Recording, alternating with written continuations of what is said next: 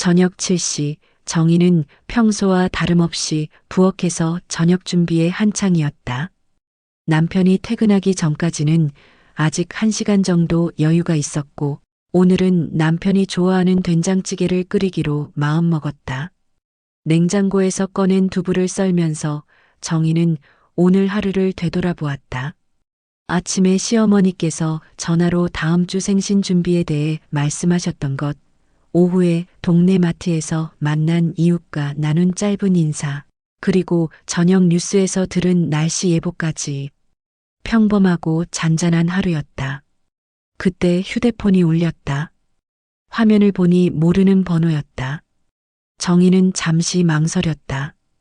요즘 스팸 전화가 워낙 많아서 모르는 번호는 받지 않는 것이 원칙이었지만 혹시 중요한 일일 수도 있다는 생각에 전화를 받았다. 여보세요? 정희야. 나다. 형부야. 순간 정희의 손에서 칼이 떨어져 도마 위에 떨어졌다. 그 목소리 분명히 기억하고 있는 목소리였다. 10년 전 어느 날 갑자기 흔적도 없이 사라져버린 큰형부의 목소리였다. 정희는 얼어붙은 듯 입을 떼지 못했다. 심장이 쿵쾅거리기 시작했고 손이 떨려서 휴대폰을 제대로 잡기도 어려웠다. 정말 형부세요? 정희의 목소리는 떨리고 있었다. 그래, 정희야. 나야. 민수형 말이다. 형부의 목소리는 10년 전보다 많이 거칠어져 있었다. 무언가 힘든 시간을 보냈다는 것을 목소리만으로도 알 수 있었다. 정희는 가슴이 두근거리는 것을 느꼈다. 형부가 사라진 후 시댁은 완전히 뒤바뀌었다. 큰언니는 정신적 충격으로 몇 달 동안 제대로 생활할 수 없었고 시어머니는 밤마다 울음을 터뜨리셨다. 형부의 실종은 단순한 가출이 아니었다. 모든 통장은 비어 있었고 회사에서도 하루아침에 사표를 내고 사라졌다. 경찰 수사도 진행됐지만 아무런 단서를 찾을 수 없었다. 형부 어디 계세요? 왜 이제야 연락을?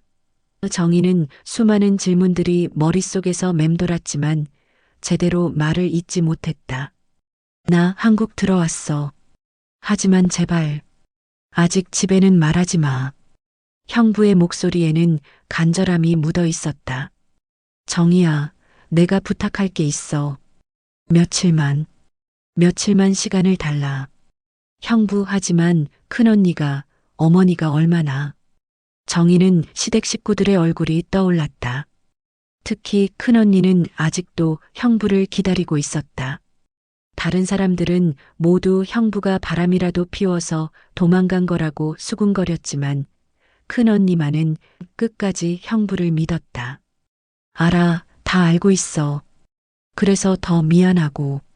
하지만 지금 당장은 안 돼. 정희야, 내가 유일하게 내가 믿을 수 있는 사람이야. 형부의 목소리가 더욱 낮아졌다. 내일 저녁에 만날 수 있겠니? 자세한 이야기는 그때 하자. 정희는 혼란스러웠다.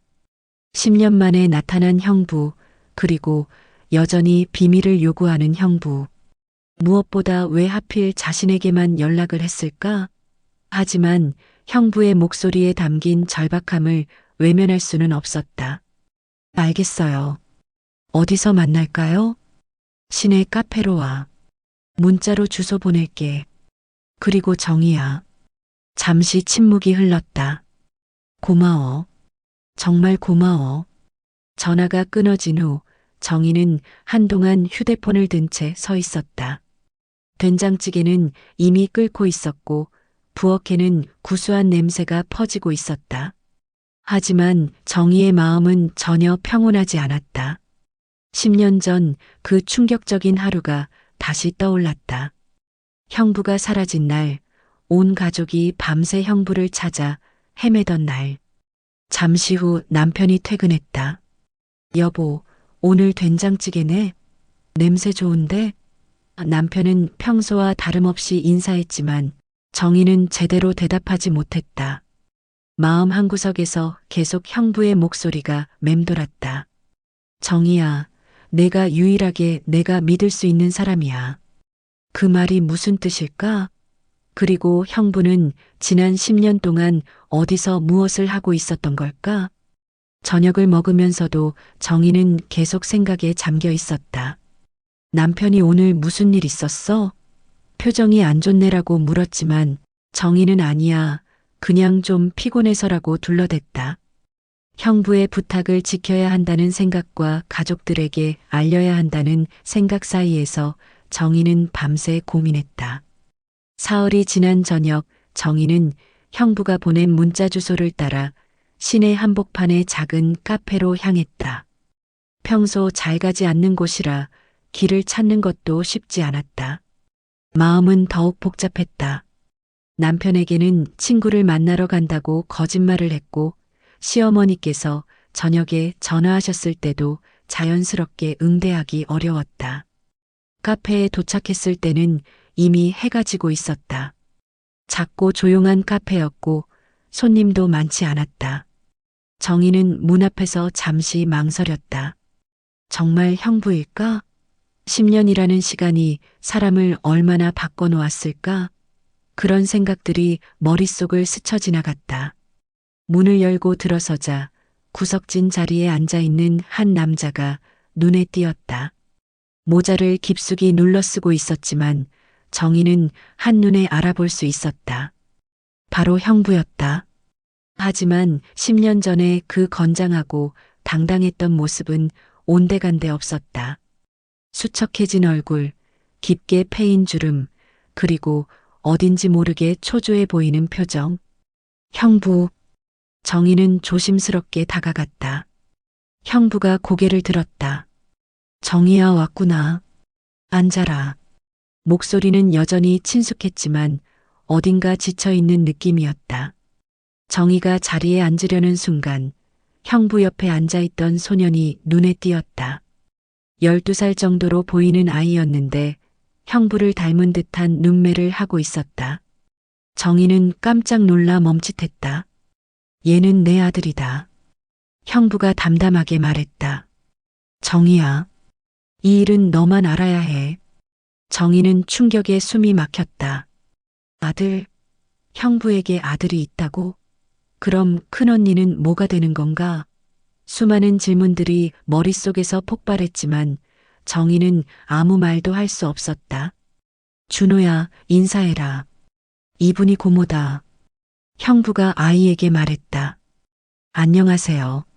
소녀는 예의 바르게 인사했지만 어딘지 모르게 어색해했다. 아마도 이 상황 자체가 아이에게도 부담스러울 것이었다. 형부, 이게 대체 무슨... 정희는 떨리는 목소리로 말했다. 내가 왜 사라졌는지, 지금까지 어디에 있었는지 다 말하기엔 너무 복잡해.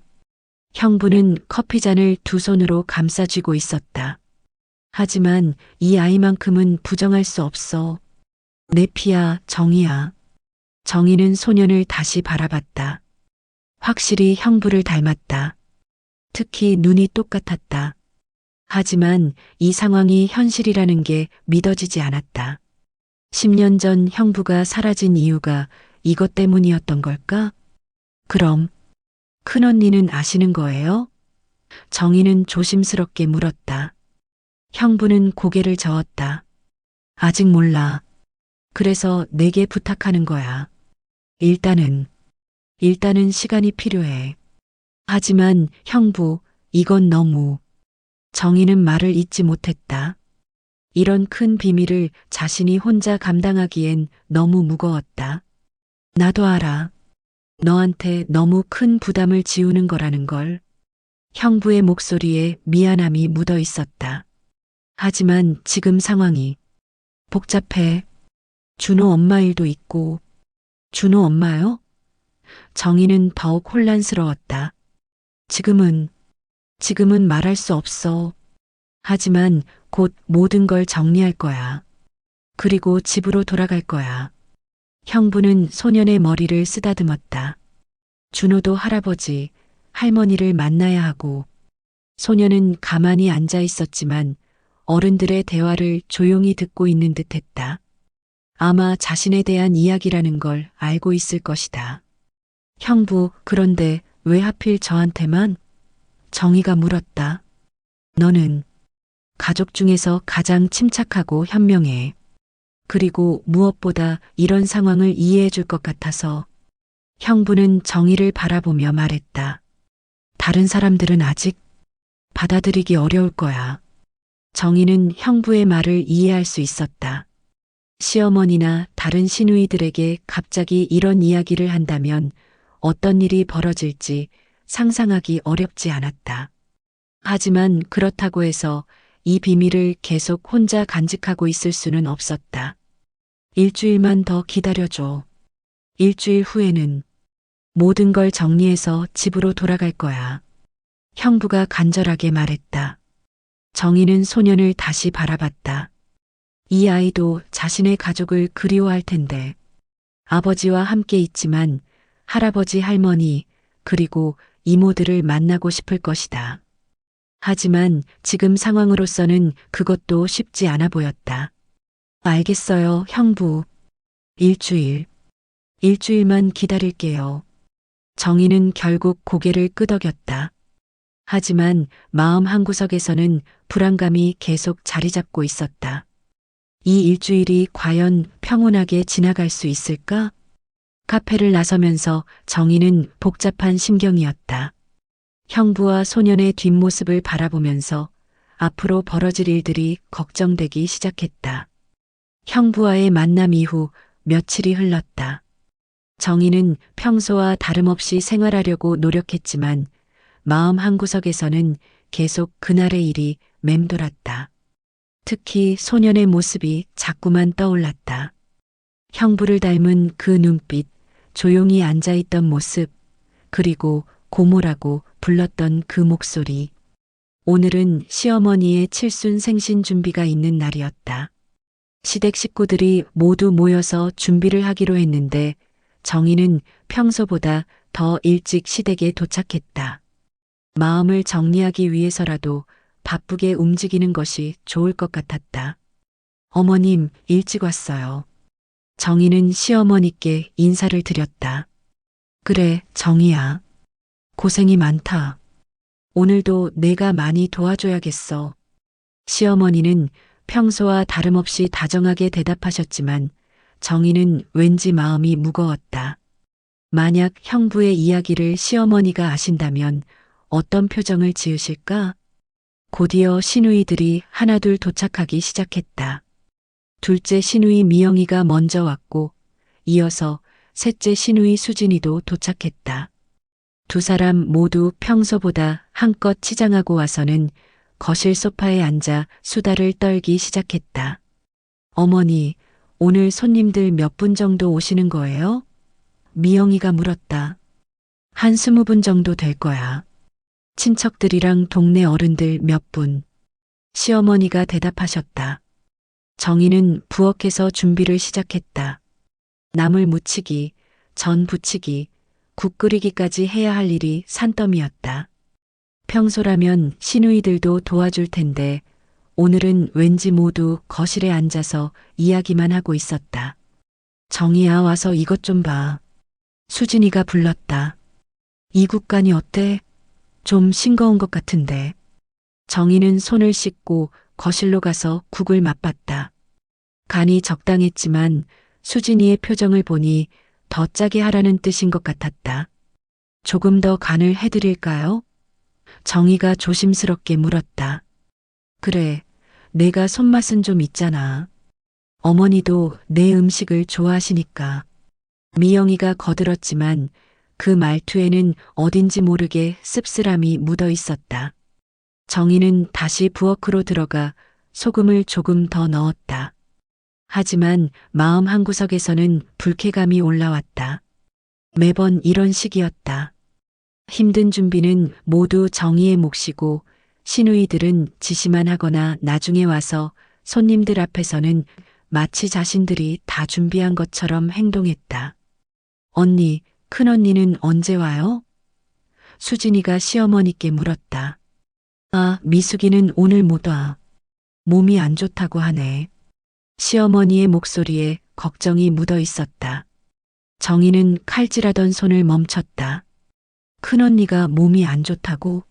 며칠 전에 형부를 만났을 때도 큰언니 이야기를 했는데 혹시 무슨 일이 있는 건 아닐까? 아니면 형부와 관련된 일로 스트레스를 받고 있는 건 아닐까? 큰언니가 요즘 어디가 안 좋으세요? 정희가 부엌에서 소리쳤다. 글쎄, 계속 두통을 호소하고 있어. 병원에 가보라고 해도 안 가고. 시어머니가 한숨을 쉬셨다. 정희는 가슴이 답답해졌다.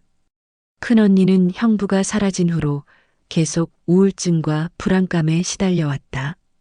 간헐적으로 두통이나 불면증을 호소하기도 했는데 최근에 더 심해진 것 같았다. 만약 형부가 돌아온다면 큰언니의 상태도 나아질 텐데. 하지만 그 아이는 어떻게 설명해야 할까? 정희야, 전 좀 더 붙여야겠어. 손님들이 오시면 부족할 것 같아. 미영이가 또 지시했다. 네, 알겠어요. 정희는 대답했지만 속으로는 짜증이 올라왔다. 자신들은 손 하나 까딱 안 하면서 뭔가 부족하면 모두 정희 탓이었다. 오후가 되면서 손님들이 하나둘 도착하기 시작했다. 정희는 계속 부엌과 거실을 오가며 음식을 나르고 설거지를 했다. 시누이들은 손님들과 담소를 나누며 마치 자신들이 모든 준비를 한 것처럼 행동했다. 정말 맛있네요. 누가 만드셨어요? 손님 중 한 분이 물으셨다. 아, 우리 며느리가 요리를 잘해요. 시어머니가 대답하셨지만 미영이가 바로 거들었다. 저희도 많이 도와줬죠. 특히 이 나물은 제가 무쳤어요.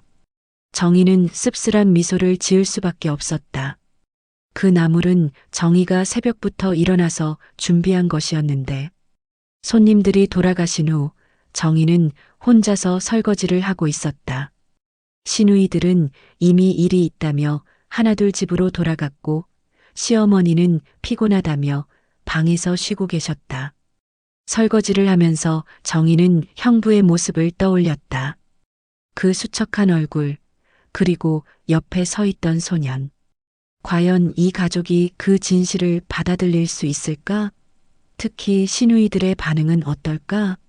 지금도 이렇게 정의를 하인 취급하는 사람들이 형부의 비밀을 알게 되면 어떤 반응을 보일까? 정희는 한숨을 쉬었다. 앞으로 일주일, 아니 그 이후에 벌어질 일들이 벌써부터 걱정되기 시작했다. 하지만 동시에 마음 한구석에서는 묘한 기대감도 있었다. 어쩌면 이 모든 것이 변화의 시작일 수도 있다는 생각이 들었다. 시어머니 생신이 지나고 이틀 후 형부에게서 다시 연락이 왔다. 이번에는 문자였다. 내일 저녁 시간 있니? 할 이야기가 있어. 같은 카페에서. 정희는 문자를 받자마자 마음이 무거워졌다. 형부의 목소리에서 느꼈던 그 절박함이 문자에서도 고스란히 느껴졌다. 다음 날 저녁 정희는 다시 그 작은 카페로 향했다. 이번에도 남편에게는 친구를 만난다고 했지만 거짓말을 하는 것이 점점 더 힘들어졌다. 남편은 평소보다 정희가 자주 외출하는 것을 의아하게 생각하는 듯 했다. 카페에 도착했을 때 형부는 이미 같은 자리에 앉아 기다리고 있었다. 하지만 이번에는 혼자였다. 준호는 어디에 있을까? 정희는 궁금했지만 일단 형부에게 다가갔다. 형부, 준호는요? 정희가 자리에 앉으며 물었다. 친구 집에 있어. 오늘은 우리만 이야기해야 할 것들이 있어서.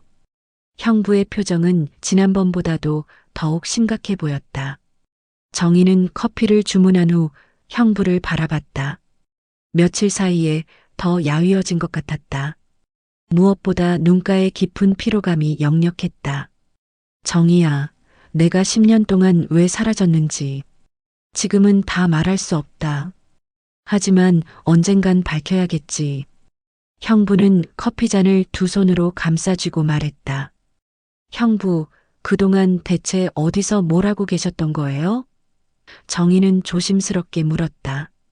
궁금한 것이 너무 많았지만 형부를 압박하고 싶지는 않았다. 중국에 있었어.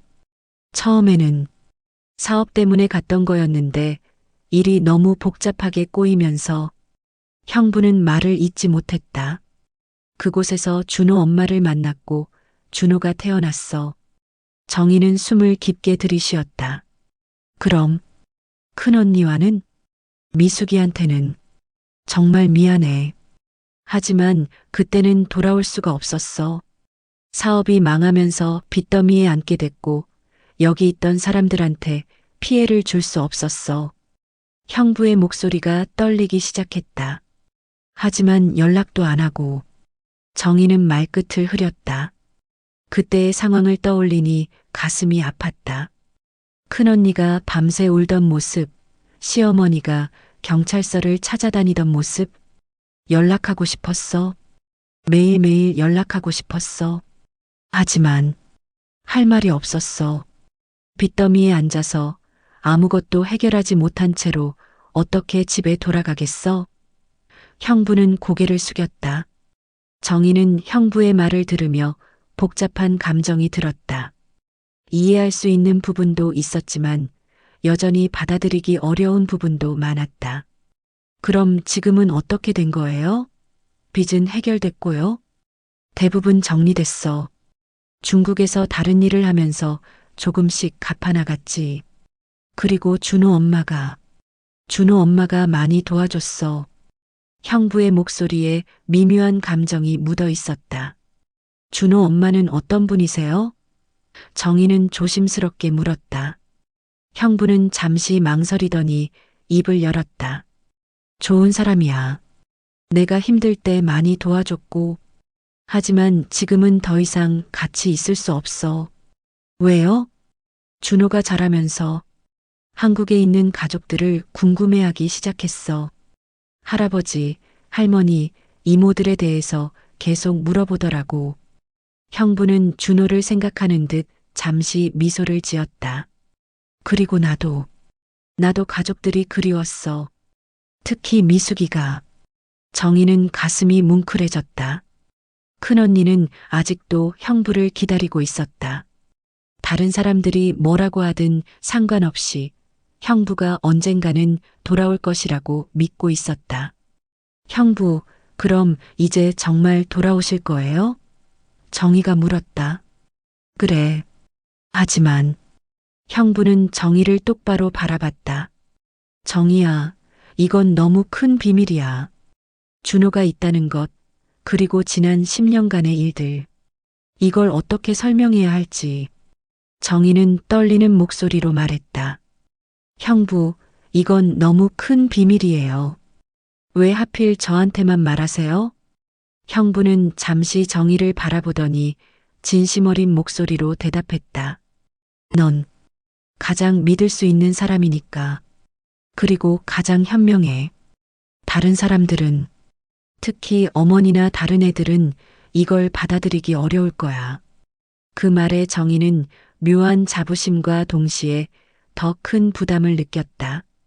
형부가 자신을 그렇게 신뢰한다는 것은 고마웠지만 이런 무거운 비밀을 혼자 감당하기에는 너무 버거웠다. 하지만 형부, 언젠가는 모든 걸 말해야 해요. 특히 큰언니한테는. 정희가 말했다. 알아. 그래서 계획을 세우고 있어. 일단 준호와 함께 조용히 한국에 정착하고 시간을 두고 차근차근 설명할 생각이야. 형부는 손으로 이마를 문질렀다. 하지만 그 전에 내가 좀 도와줘야 할 것 같아. 저요? 뭘 도와드릴까요? 분위기를 좀 파악해줘. 어머니 상태는 어떤지, 미숙이는 어떤지, 그리고 다른 애들 반응은 어떨 것 같은지. 형부의 목소리에 간절함이 묻어 있었다. 정희는 며칠 전 시어머니 생신날을 떠올렸다. 큰언니가 몸이 아파서 오지 못했던 것, 시어머니가 걱정하시던 모습, 그리고 시누이들의 평소와 다름없는 모습들. 어머니는 여전히 형부를 기다리고 계세요. 가끔씩 형부 이야기를 꺼내시면서 언젠가는 돌아올 거야 라고 말씀하세요. 정희가 말했다. 형부의 눈가에 눈물이 맺혔다. 정말 미안해. 어머니한테도 미숙이한테도. 큰언니는 요즘 몸이 안 좋으세요. 두통이 심해서 며칠 전 생신에도 못 오셨어요. 정희는 걱정스러운 목소리로 말했다. 그래.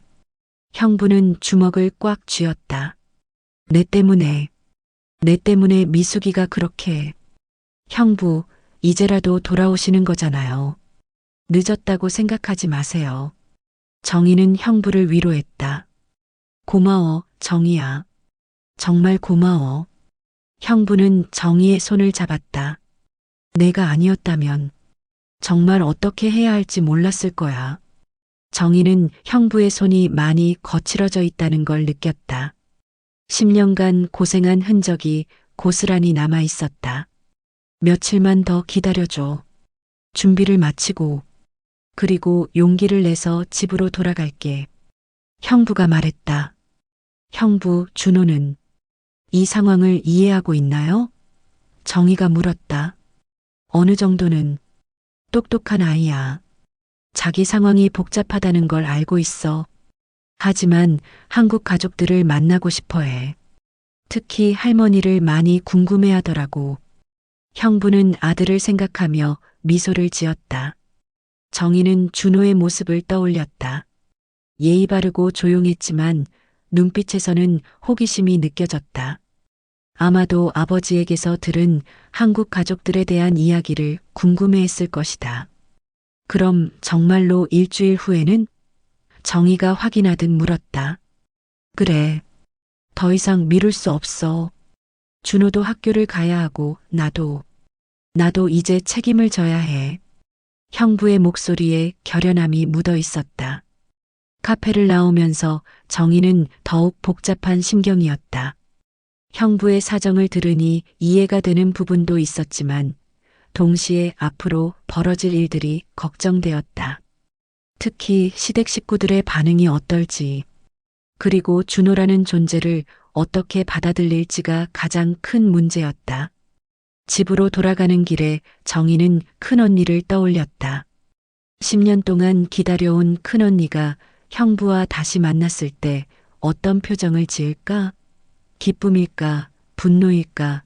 아니면 둘 다일까? 그리고 준호를 보았을 때는 어떤 반응을 보일까? 정희는 한숨을 쉬었다. 일주일 후면 모든 것이 밝혀질 것이다.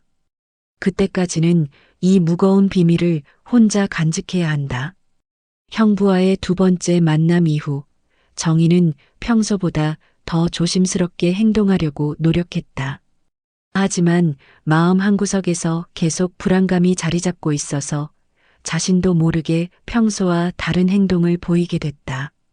특히 휴대폰을 더 자주 확인하게 됐고 전화가 올 때마다 깜짝 놀라는 모습을 보였다. 그날 저녁 시댁에서 저녁을 함께 먹기로 했다. 시어머니께서 며느리들과 함께 저녁을 먹고 싶다고 하셔서 정희와 시누이들이 모두 모였다.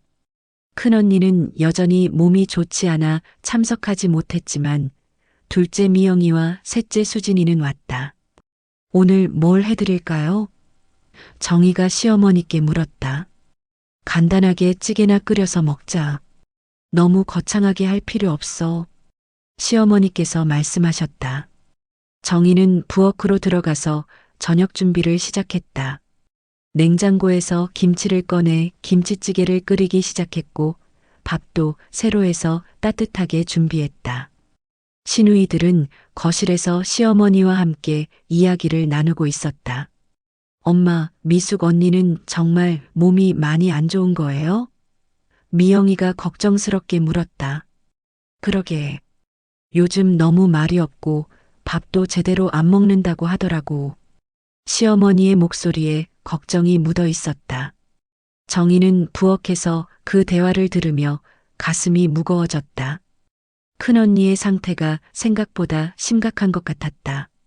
만약 형부가 돌아온다면 큰언니가 좋아질까? 아니면 준호의 존재를 알게 되면 더 충격을 받을까? 그때 정희의 휴대폰이 울렸다. 정희는 깜짝 놀라면서 재빨리 폰을 확인했다. 다행히 형부가 아니라 남편에게서 온 문자였다. 오늘 늦을 것 같아. 저녁 먼저 먹어. 하지만 정희가 폰을 확인하는 모습이 평소와 달라 보였는지 수진이가 부엌으로 들어왔다. 언니, 물 좀 달라고. 수진이가 말하면서 정희 옆에 다가왔다. 응, 여기 있어. 정희는 컵에 물을 따라 수진이에게 건네주었다. 그때 또다시 휴대폰이 울렸다. 이번에는 전화였다. 정희는 또 깜짝 놀라면서 폰을 확인했는데 이번에는 정말 형부의 번호였다. 정희는 당황해서 전화를 끊어버렸다. 언니, 전화 안 받아? 수진이가 의아하게 물었다. 아, 스팸 전화인 것 같아. 요즘 많잖아. 정희는 어색하게 웃으며 대답했다. 하지만 수진이는 뭔가 이상하다는 듯한 표정을 지었다. 평소 정희는 전화가 오면 당황하지 않고 자연스럽게 받거나 끊는 편이었는데 오늘은 왠지 모르게 계속 긴장하는 모습을 보였다. 잠시 후 정희의 폰에 문자가 왔다. 수진이는 여전히 정희 옆에 서서 물을 마시고 있었는데 정희가 문자를 확인하는 순간 수진이의 눈에 화면이 들어왔다. 내일 시간 있으면 연락해. 급한 일이 있어. 마이너스 민수형. 수진이의 눈이 커졌다. 언니, 이거 뭐야? 뭐가? 정희는 재빨리 폰을 뒤집었지만 이미 늦었다. 민수형이라고. 큰형부 이름이잖아. 이게 뭐야? 형부 번호잖아. 수진이의 목소리가 점점 커졌다. 정희는 얼굴이 하얗게 질렸다. 아, 아니야. 그냥 10년 전에 사라진 사람인데. 언니, 이게 대체 무슨 일이야? 수진이는 정희의 폰을 보려고 했다. 정희는 황급히 폰을 뺏었지만 이미 불길은 번지기 시작했다. 수진이의 목소리가 커지자 거실에 있던 미영이와 시어머니도 부엌으로 들어왔다. 무슨 일이야? 미영이가 물었다. 언니가 형부한테서 문자를 받았어. 큰형부 말이야. 수진이는 흥분해서 말했다. 뭐? 미영이와 시어머니가 동시에 놀란 목소리를 냈다. 정희는 당황해서 아무 말도 할 수 없었다. 마음속으로는 이렇게 들킬 줄 몰랐는데 라는 생각뿐이었다. 정희야, 이게 정말이야? 시어머니께서 떨리는 목소리로 물으셨다. 정희는 더 이상 숨길 수가 없다는 걸 깨달았다. 어머님, 사실은 언제부터 연락하고 있었어? 미영이가 날카롭게 물었다. 며칠 전부터요. 정희는 떨리는 목소리로 대답했다. 며칠 전부터? 수진이가 소리쳤다. 그럼 우리한테 왜 말 안 했어? 특히 큰언니한테는 왜? 정희는 형부의 부탁을 떠올렸다. 아직 시간이 필요하다고, 준비가 끝나면 돌아오겠다고 했던 말들. 하지만 지금 이 상황에서 그런 이유를 설명하기는 어려웠다. 형부가 아직 준비가 안 됐다고 해서 정희가 조심스럽게 말했다. 준비가 안 됐다고? 시어머니의 목소리가 높아졌다. 10년 동안 아무 연락도 없다가 이제 와서 준비가 안 됐다고? 시댁 식구들의 눈빛이 정희를 향해 날카롭게 꽂혔다. 정희는 그 시선들을 견디기 어려웠다. 평소에도 시댁에서의 입지가 편하지 않았는데 이런 중요한 일을 혼자 알고 있었다는 것이 밝혀지자 더욱 곤란한 상황이 됐다. 언니, 이건 너무한 거 아니야? 미영이가 화를 내며 말했다. 우리 엄마가, 큰언니가 얼마나 걱정했는데 그걸 알고도 혼자만 알고 있었다고? 그게 아니라 정희는 변명하려 했지만 말이 제대로 나오지 않았다. 형부가 어디 있어? 지금 어디 있냐고. 수진이가 다그쳤다. 정희는 어떻게 대답해야 할지 몰랐다. 형부의 위치를 말해버리면 약속을 어기는 것이고 말하지 않으면 더욱 의심을 받을 것이었다.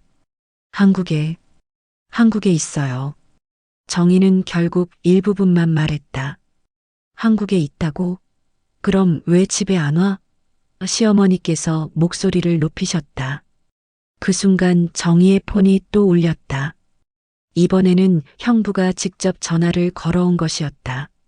시댁 식구들 모두 정희의 폰을 바라봤다.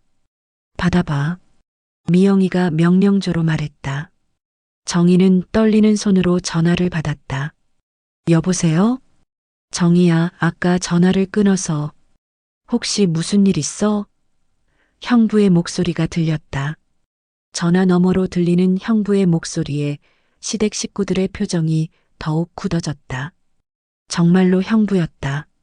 10년 동안 사라졌던 그 사람이 정말로 정희와 연락하고 있었던 것이다. 정희는 어떻게 대답해야 할지 몰라서 말을 잇지 못했다. 그런 정희의 모습을 본 시어머니께서 손을 내밀어 전화를 받으려고 하셨다.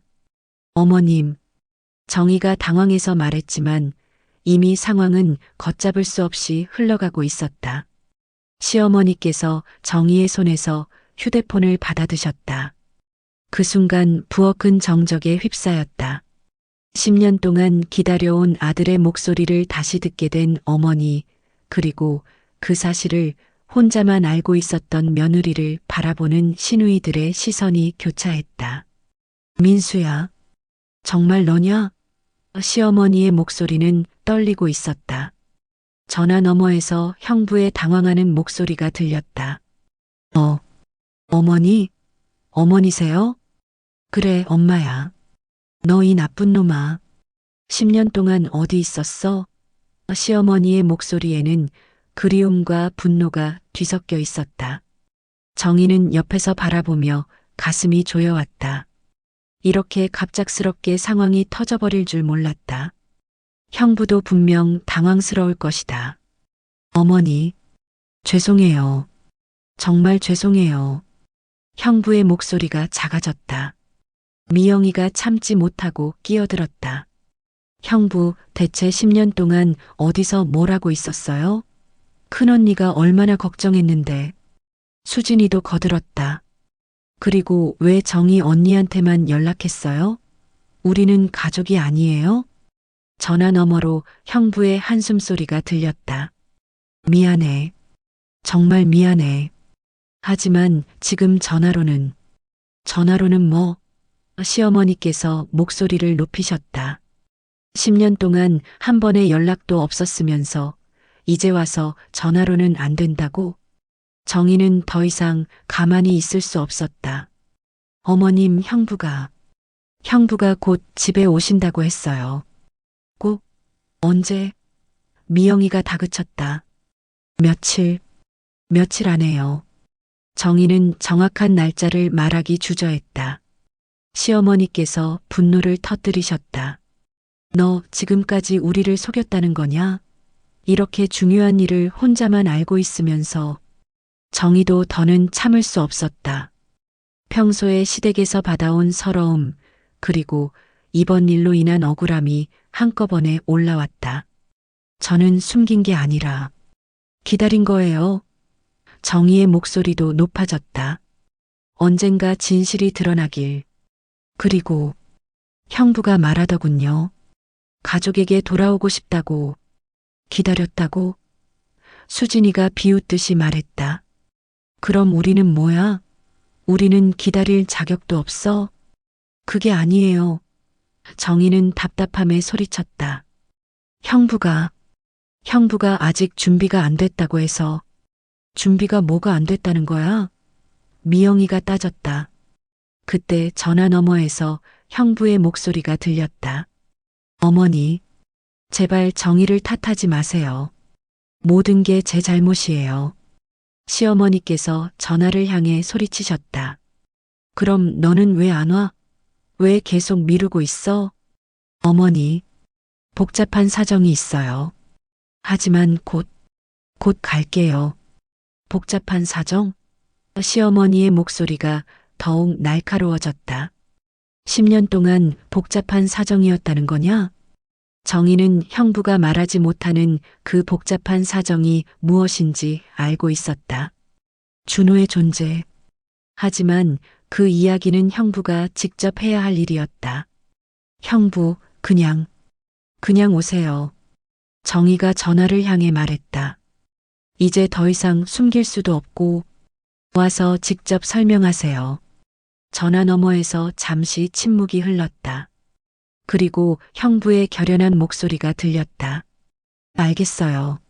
오늘 밤에 갈게요. 오늘 밤? 시어머니께서 놀라셨다. 네.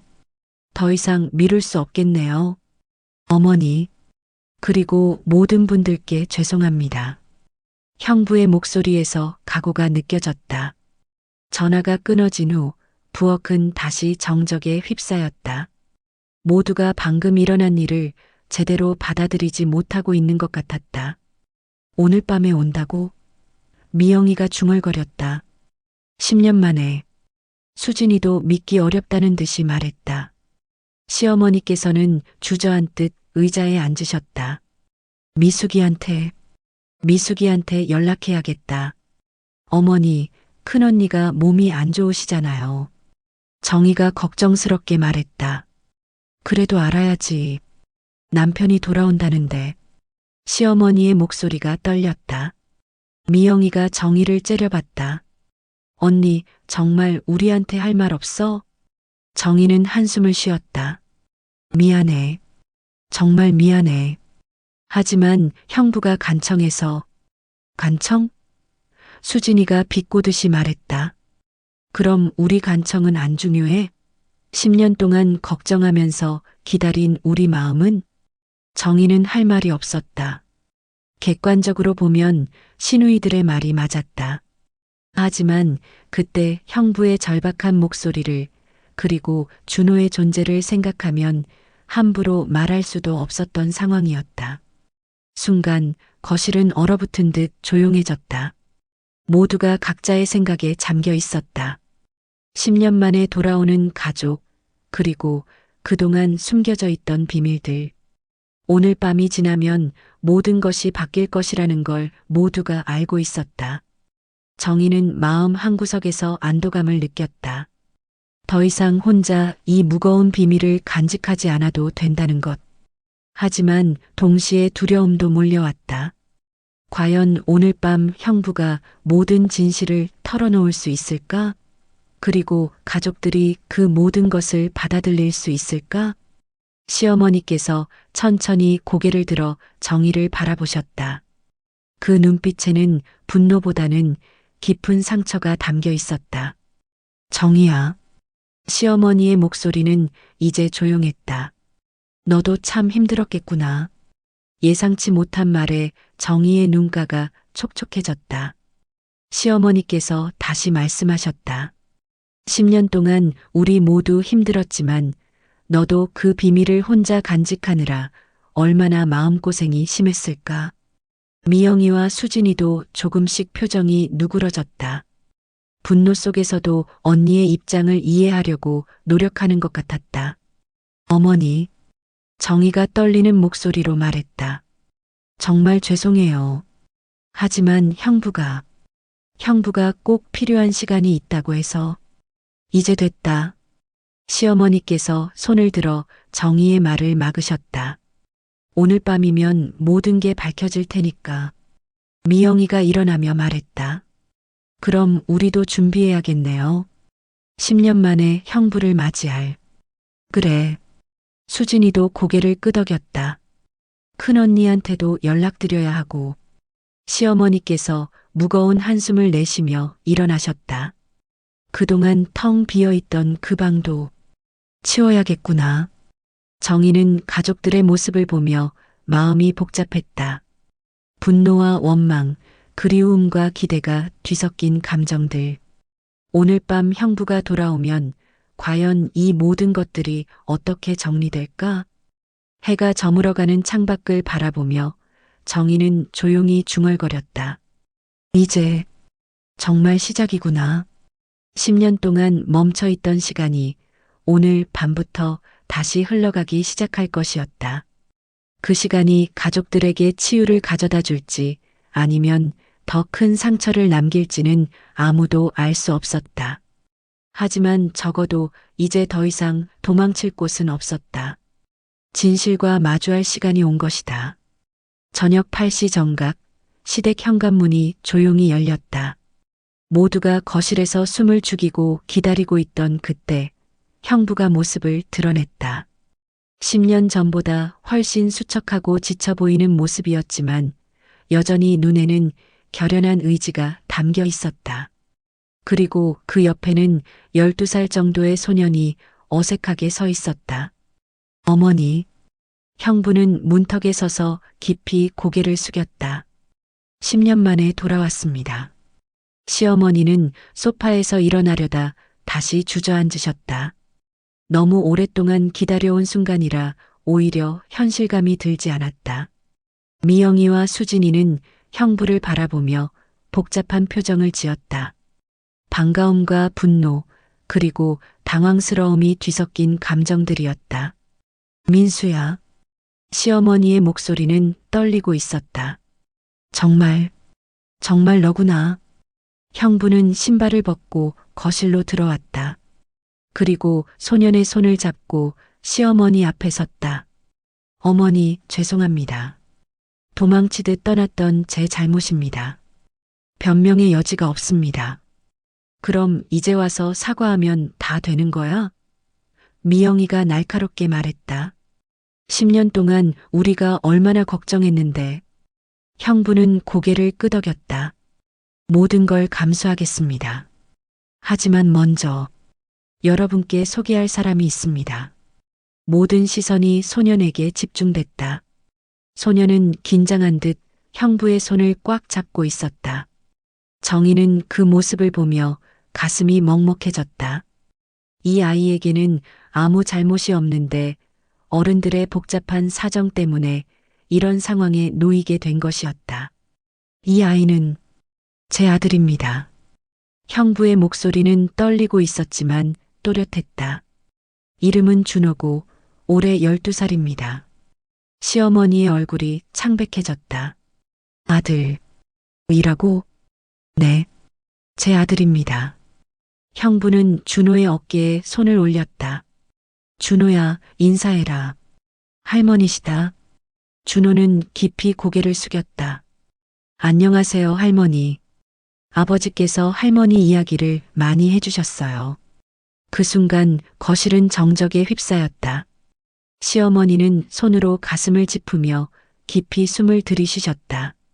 미영이와 수진이는 믿을 수 없다는 표정으로 형부와 준호를 번갈아 바라봤다. 그럼 미숙이는 뭐가 되는 거야? 수진이가 떨리는 목소리로 물었다. 형부는 고개를 숙였다. 미숙이에게 정말 죄송합니다. 변명할 수 없는 일을 저질렀습니다. 변명할 수 없는 일? 미영이가 소리쳤다. 이게 변명할 수 없는 일로 끝날 일이야? 정희는 형부 곁에 서서 조용히 말했다. 이제는 숨길 게 없잖아요. 형부도 우리도. 시어머니가 갑자기 일어서셨다. 준호라고 했지? 이리 와봐라. 준호는 조심스럽게 시어머니께 다가갔다. 시어머니는 준호의 얼굴을 찬찬히 바라보셨다. 확실히 형부를 닮았다. 특히 눈매가 똑같았다. 할머니. 준호가 작은 목소리로 말했다. 아버지가 할머니가 너무 좋은 분이라고 하셨어요. 그 말에 시어머니의 눈가에 눈물이 맺혔다. 분노와 서러움, 그리고 손자에 대한 복잡한 감정들이 뒤섞여 있었다. 형부, 그럼 지난 10년 동안 어디서 뭘 하고 있었던 거예요? 미영이가 다그쳤다. 중국에 있었습니다. 형부가 대답했다. 사업이 망하면서 큰 빚을 지게 됐고 그곳에서 준호 어머니를 만났습니다. 준호 어머니는? 수진이가 물었다. 지금은 함께 있지 않습니다. 형부의 목소리가 무거워졌다. 여러 사정이 있었습니다. 정희는 형부의 표정을 보며 그 여러 사정이 단순하지 않다는 것을 알 수 있었다. 하지만 지금은 그것보다 더 중요한 것이 있었다. 형부, 큰언니한테는 언제 말할 거예요? 정희가 조심스럽게 물었다. 형부는 한참을 망설이더니 입을 열었다. 내일 만나뵐 예정입니다. 내일? 시어머니께서 놀라셨다. 미숙이 몸이 안 좋은데 괜찮겠어? 그래도 말해야 합니다. 더 이상 미룰 수 없습니다. 형부의 목소리에 각오가 담겨 있었다. 준호는 어른들의 대화를 조용히 듣고 있었다. 가끔씩 형부를 올려다보며 불안한 표정을 짓기도 했다. 아마도 이 상황이 어떻게 흘러갈지 걱정되는 것 같았다. 준호야, 배고프지? 시어머니께서 갑자기 물으셨다.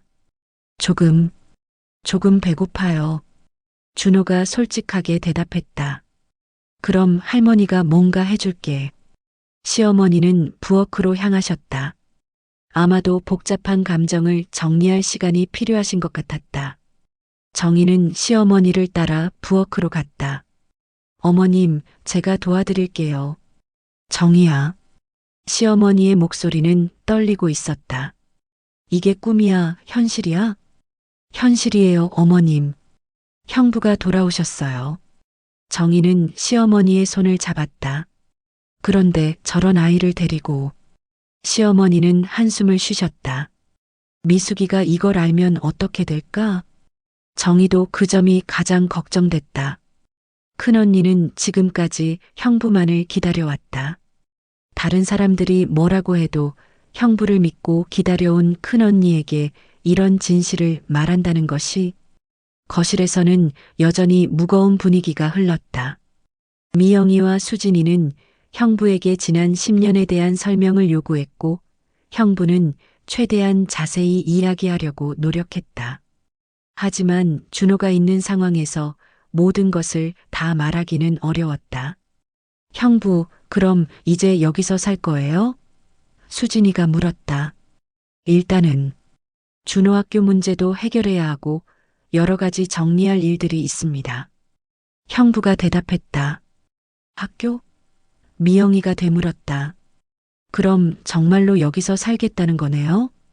형부는 고개를 끄덕였다. 이곳이 제 고향이고 준호에게도 가족이 있는 곳입니다. 준호가 조용히 말했다. 아버지, 정말로 여기가 우리 집이에요? 그래, 준호야. 여기가 우리 집이야. 형부는 아들의 머리를 쓰다듬었다. 그 순간 모든 사람들이 깨달았다. 이제 더 이상 되돌릴 수 없다는 것을. 형부가 돌아왔고 준호라는 새로운 가족이 생겼다는 것을. 그리고 이 모든 상황에 적응해야 한다는 것을. 정희는 부엌에서 그 광경을 바라보며 생각했다. 10년 동안 숨겨져 있던 진실이 마침내 드러났다. 이제 정말로 새로운 시작이 될 수 있을까? 아니면 더 큰 혼란이 기다리고 있을까? 하지만 한 가지는 확실했다. 더 이상 혼자서 이 무거운 비밀을 간직하지 않아도 된다는 것. 그리고 어떤 결과가 기다리고 있든 이제는 모두가 함께 마주해야 한다는 것이었다. 그날 밤 이후 일주일이 흘렀다. 시댁은 여전히 혼란스러운 상태였지만 조금씩 새로운 일상에 적응해 가고 있었다. 형부는 근처 모텔에서 준호와 함께 지내며 천천히 상황을 정리해 나가고 있었다. 가장 어려운 일은 여전히 남아 있었다. 바로 큰언니와의 만남이었다. 정희는 오늘도 시댁에 나와 있었다. 평소보다 더 자주 시댁에 오게 된 것은 준호 때문이었다. 아직 어린아이가 낯선 환경에 적응하는 것을 도와주고 싶었고 무엇보다 형부 혼자서는 모든 것을 감당하기 어려워 보였다. 할머니, 이건 뭐예요? 준호가 시어머니께 한국 전통차에 대해 물었다. 아, 이건 대추차란다. 몸에 좋은 거야. 시어머니는 준호에게 차를 따라주며 자상하게 설명해 주셨다. 일주일 동안 지켜본 시어머니의 모습은 정희에게 놀라움을 주었다. 처음에는 충격과 분노가 컸지만 시간이 지나면서 준호에 대한 할머니의 정이 깊어지는 것을 느낄 수 있었다. 특히 준호가 예의 바르고 똑똑한 아이라는 것을 알게 된 후로는 더욱 그랬다. 준호야, 한국 음식 중에 뭐가 제일 맛있어? 시어머니가 물으셨다. 할머니가 해주신 김치찌개요. 중국에서는 먹어본 적이 없는데 정말 맛있어요. 준호가 활짝 웃으며 대답했다. 그런 준호의 모습을 보며 시어머니도 미소를 지으셨다. 하지만 그 미소 뒤에는 여전히 복잡한 감정이 자리 잡고 있다는 것을 정희는 알 수 있었다. 오후가 되면서 형부가 시댁을 찾아왔다. 오늘은 드디어 큰언니와 만나는 날이었다. 형부의 얼굴에는 긴장감이 역력했다. 정희야, 미숙이는 어떤 상태야? 형부가 조심스럽게 물었다. 많이 걱정돼요. 몸도 안 좋으시고 정신적으로도 힘들어 하시는 것 같아요. 정희는 솔직하게 말했다. 형부는 고개를 끄덕였다. 그럼에도 불구하고 말해야겠지. 더 이상 숨길 수는 없으니까. 형부, 준호는 어떻게 할 거예요? 정희가 물었다. 일단은 여기서 할머니와 함께 있게 할 생각이야. 미숙이와의 만남은 조심스럽게 접근해야 할 것 같아. 형부의 목소리에 걱정이 묻어 있었다. 준호는 아버지의 대화를 듣고 있다가 조심스럽게 물었다. 아버지, 큰엄마는 저를 싫어하실까요? 형부는 아들을 바라보며 가슴이 아팠다. 아니야, 준호야. 싫어하지 않을 거야. 다만 시간이 필요할 뿐이지. 정희는 준호의 걱정스러운 표정을 보며 마음이 아팠다. 이 모든 상황에서 가장 힘든 사람은 아마도 준호일 것이다. 어른들의 복잡한 사정을 이해하면서도 동시에 새로운 가족들에게 받아들여지기를 바라는 마음을 갖고 있을 테니까. 준호야, 걱정하지 마. 큰엄마도 시간이 지나면 이해해 주실 거야. 정희가 준호를 위로했다. 오후 4시, 형부는 큰언니 집으로 향했다. 정희도 함께 가고 싶었지만 이것은 부부가 해결해야 할 일이라는 생각에 시댁에 남아있기로 했다. 대신 준호와 함께 시간을 보내며 아이가 불안해하지 않도록 도와주기로 했다. 시간이 흘러 저녁이 되었다. 형부에게서 아무 연락이 없었다. 정희는 점점 걱정이 되기 시작했다. 큰언니와의 만남이 어떻게 흘러가고 있을까? 혹시 큰언니가 충격을 받아서 쓰러지기라도 한 건 아닐까? 할머니, 아버지는 언제 와요? 준호도 불안해하며 물었다. 곧 올 거야. 걱정하지 마라. 시어머니께서 준호를 달래셨지만 목소리에는 걱정이 묻어 있었다. 그때 미영이와 수진이가 시댁을 찾아왔다. 두 사람 모두 심각한 표정을 하고 있었다. 엄마, 큰언니한테 연락해봤어요? 미영이가 물었다. 아직 소식이 없네. 시어머니께서 한숨을 쓰셨다. 정희 언니, 형부 연락은 받았어요? 수진이가 물었다. 정희는 고개를 저었다. 아직 아무 연락이 없어요. 그 순간 정희의 휴대폰이 울렸다. 형부에게서 온 문자였다. 병원에 있어. 미숙이가 쓰러졌어. 곧 갈게. 정희는 얼굴이 하얗게 질렸다. 큰언니가 쓰러지셨대요. 뭐? 시어머니께서 놀라셨다. 미영이와 수진이도 급히 달려왔다. 어떻게 된 거야? 형부가 병원에 있다고. 곧 온다고 하네요. 정희는 떨리는 목소리로 말했다. 준호는 상황을 이해하지 못했지만 어른들의 심각한 분위기를 느끼고 불안해했다. 큰엄마가 아프신 거예요? 정희는 준호를 안았다. 괜찮을 거야. 곧 좋아지실 거야. 1시간 후 형부가 시댁으로 돌아왔다. 얼굴은 창백했고 눈가에는 눈물이 마른 흔적이 있었다. 준호는 아버지를 보자마자 달려가서 안겼다. 아버지, 괜찮아요? 준호가 걱정스럽게 물었다. 형부는 아들을 꽉 안으며 말했다. 괜찮아, 준호야. 형부, 큰언니는 어떻게 됐어요? 정희가 급히 물었다. 형부는 자리에 앉으며 깊게 한숨을 쉬었다. 충격을 많이 받으셨어요. 하지만 다행히 큰 이상은 없다고 하네요. 그럼 이제 어떻게 될 거야? 미영이가 물었다. 시간이 필요할 것 같아요. 미숙이가 많이 혼란스러워하고 있어요. 형부의 목소리는 지쳐 있었다. 시어머니께서 말씀하셨다. 당연하지. 10년을 기다렸는데 이런 상황이라니. 그날 밤 모두가 각자의 집으로 돌아간 후 정희는 홀로 생각에 잠겼다. 형부가 돌아왔고 준호라는 새로운 가족이 생겼다. 하지만 이 모든 변화가 과연 좋은 방향으로 흘러갈 수 있을까? 며칠 후 정희는 큰언니를 찾아뵈었다. 큰언니는 많이 야위어 있었지만 예상보다는 차분한 상태였다. 정희야, 고마워. 형부 이야기를 들어줘서. 큰언니가 조용히 말했다. 언니 괜찮으세요? 정희가 걱정스럽게 물었다. 괜찮지는 않아. 하지만 받아들여야겠지. 이미 벌어진 일이니까. 큰언니의 목소리에는 체념이 묻어 있었다. 준호는 어떻게 생각하세요? 큰언니는 잠시 망설이더니 말했다. 아이에게는 죄가 없지. 그리고 내 남편의 아들이기도 하고. 그 말에 정희는 큰언니의 넓은 마음을 느낄 수 있었다. 분명 쉽지 않은 결정이었을 텐데. 언니, 시간이 지나면 모든 게 좋아질 거예요. 정희가 위로했다. 그럴까? 큰언니가 창밖을 바라보며 말했다. 정희야, 너도 많이 힘들었지? 혼자서 그 무거운 비밀을 간직하고 있느라. 정희는 고개를 끄덕였다. 처음에는 정말 힘들었어요. 하지만 지금은 모든 게 드러나서 오히려 마음이 편해요.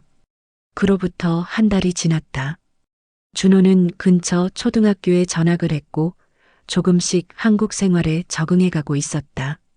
형부도 새로운 일자리를 찾아 가정을 꾸려나가려고 노력하고 있었다. 가장 큰 변화는 정희에게 일어났다. 시댁에서의 위치가 완전히 달라진 것이었다. 이전에는 늘 눈치를 보며 시누이들의 지시를 따라야 했지만 이제는 다르게 대해주었다. 형부의 비밀을 지켜준 신뢰할 만한 사람으로 인정받게 된 것이었다. 정희야, 이번 주말에 우리 집에서 모이자. 시어머니께서 제안하셨다. 준호도 가족들과 더 많은 시간을 보내야 하고. 좋은 생각이에요, 어머님. 정희가 대답했다. 그리고 정희는 마음 깊숙이 묘한 해방감을 느꼈다. 10년간 감춰졌던 진실이 드러났고 자신 역시 더 이상 소극적인 며느리가 아니었다. 이번 일을 통해 자신도 이 가족의 중요한 구성원이라는 것을 증명했다. 이제 우리 모두가 다시 시작해야 하지 않을까요? 정희의 목소리에 가족들은 처음으로 고개를 끄덕였다. 새로운 시작은 쉽지 않았다. 여전히 해결해야 할 문제들이 많았고 모든 사람이 상황에 완전히 적응한 것은 아니었다. 하지만 중요한 것은 이제 더 이상 비밀이 없다는 것이었다. 그리고 서로를 이해하려고 노력하고 있다는 것이었다. 준호는 할머니와 이모들 사이에서 조금씩 자신의 자리를 찾아가고 있었다. 큰언니도 비록 시간이 걸리겠지만 준호를 받아들이려고 노력하고 있었다. 그리고 정희는 이 모든 과정을 지켜보며 가족이라는 것의 진정한 의미를 깨닫게 되었다. 가족이란 피로만 이어지는 것이 아니라 서로를 이해하고 받아들이려는 마음으로 만들어지는 것이라는 것을. 그리고 때로는 큰 시련을 겪어야만 진정한 가족이 될 수 있다는 것을. 정희는 창문 너머로 보이는 저녁 하늘을 바라보며 생각했다.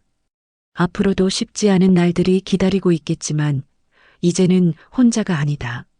모두가 함께 새로운 시작을 향해 나아가고 있다. 그리고 그것만으로도 충분히 희망적이었다.